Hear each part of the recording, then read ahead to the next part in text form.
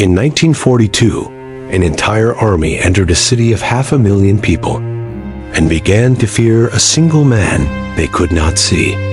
Stalingrad was not defended by walls.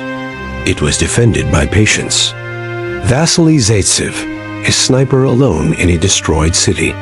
Stalingrad, 1942. The Volga River no longer reflected the sky. It reflected fire. At sunset, the water burned orange from the factories still smoldering along the banks. Oil floated on its surface, and sometimes flames drifted slowly across the current like living things. Barges crossing the river moved without lights, because any glow attracted bombs. The air smelled of iron, smoke, and wet ash. By the autumn of 1942, Stalingrad was no longer truly a city.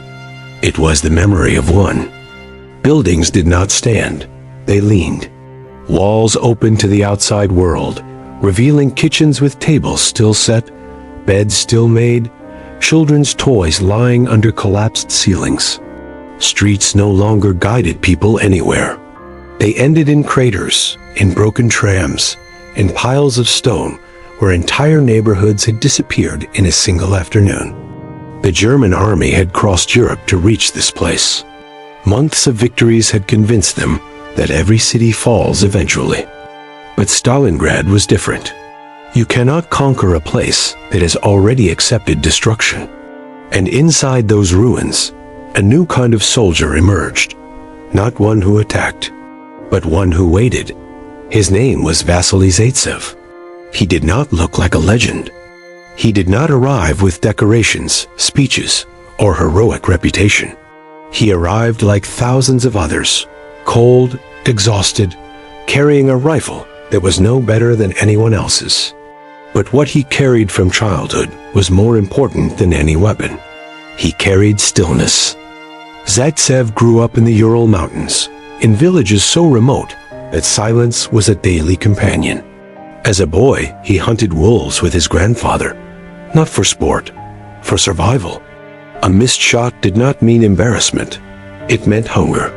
There he learned patience in its purest form. He learned that animals do not fear what they cannot notice. He learned that movement is louder than sound. He learned that the hardest thing a human can do is remain completely still. Winter taught him discipline better than any military academy ever could. When you lie in the snow for hours, waiting for the right moment, your body begins to shake, your mind begins to wander, and your instincts scream at you to move. The hunter survives only if he ignores himself. Years later, officers would call this sniper training. To him, it was simply childhood. When war came, he was not even at the front. He served as a clerk in the Pacific Fleet, far from the German advance. But in 1942, as the Wehrmacht pushed deeper into Soviet territory, he requested transfer, not out of ideology, but out of understanding. The war was now everywhere. He crossed the Volga at night. The crossing itself was a battle. Boats overloaded with soldiers moved across black water, while German artillery shelled the banks. Aircraft bombed the river repeatedly. Men fell into the water, and some never surfaced. Others surfaced burning, because fuel slicks on the river caught fire. The survivors climbed onto the western bank under machine gun fire. No defensive lines waited for them, no safe zone. Only ruins already occupied by German forces.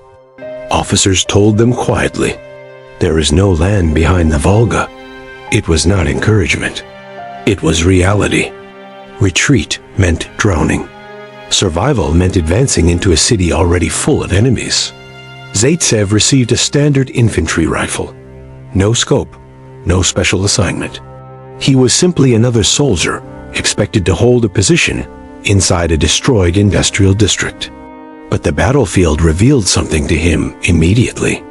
German soldiers moved confidently through open areas between rail cars and warehouses. They believed the Soviets were disorganized, unable to observe movement across wide spaces without exposing themselves. Zaitsev watched them. He did not shoot immediately. He waited. 3 men passed one after another into alignment within his iron sights. He slowed his breathing, not because he was nervous, but because breath moves the rifle. Then he fired. 1 shot, a pause. 2nd shot, another pause. 3rd shot. 3 men fell in the same location, seconds apart. The surrounding soldiers froze, unsure from where the danger had come. At that moment, the battlefield changed scale. For the first time, the Germans realized distance no longer guaranteed safety. Soon he received a scope. Soon he received a purpose. He did not waste bullets on random targets. He observed patterns. He watched officers pointing directions. He watched radio operators carrying equipment. He watched machine gun crews setting up positions. He understood a simple principle.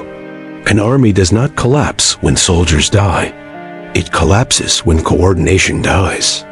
So he targeted leadership. Day after day, he moved through rubble like part of it.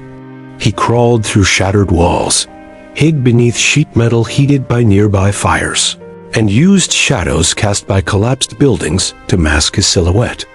Sometimes he waited an entire day for one clear opportunity. Sometimes he lay so long that dust settled onto his uniform and birds landed nearby. The Germans began to feel watched. Helmets rose above cover and disappeared instantly. Officers avoided windows. Runners refused to cross streets without smoke cover. A rumor began to spread among them. A Russian sniper was controlling the district. Zaitsev understood something deeper than shooting skill. Fear multiplies power. A single unseen rifle could immobilize dozens of men, so he began training others.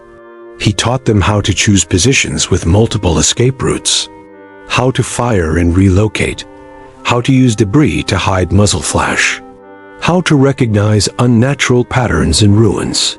Soon, there were not one, but many. Stalingrad itself became a weapon. Every pile of bricks could hide a rifle. Every shadow could contain a shooter. German command eventually responded. They sent an expert sniper instructor, a professional hunter of hunters. Now Zaitsev was no longer only observing. He was being observed. For days, neither man fired. Both knew the other existed. The city became quiet around a single invisible duel. Each waited for the other's mistake. Zaitsev noticed a faint reflection under a metal plate in a factory sector. A tiny glimmer, only visible when sunlight struck at a certain angle. It was not random. It was optical glass. He did not shoot immediately. He waited hours longer. Finally, using a decoy helmet raised on a stick by his partner, he provoked attention. The German sniper remained disciplined, but eventually adjusted position slightly. That movement was enough. Zaitsev fired once. The duel ended not with drama, but with silence. The effect on the battle was larger than the moment itself. German officers now hesitated to lead from the front. Engineers delayed repairs.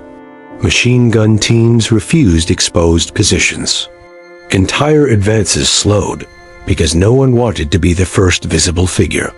And time was everything. While German forces fought block by block inside the city, Soviet forces prepared encirclement outside it.